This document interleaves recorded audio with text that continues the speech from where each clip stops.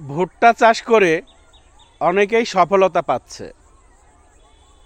অনেক পড়ালেখা করে শহরে চাকরি করে যে টাকা স্যালারি পাওয়া যায় সেটা দিয়ে আসলে সংসার চলে না।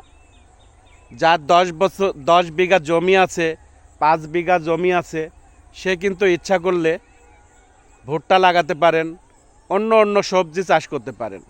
দেখুন, এই জমিতে অনেক রসুন হয়েছে, মাশাআল্লাহ। আল্লাহ অনেক রসুন দিয়েছে। এরকম আরও অনেক আবাদ করা যায়। নিজের কষ্টর টাকা দিয়ে যদি আবাদ করে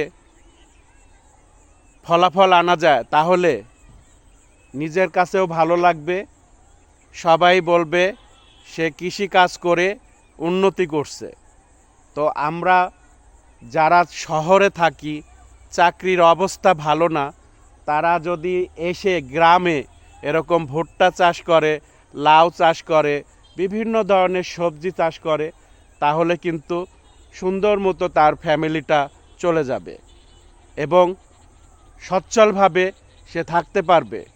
মানুষের চাকরি করলে কত রকমের কত কথা বলে, সবাই কিন্তু সেই কথাগুলো মেনে নিতে পারে না।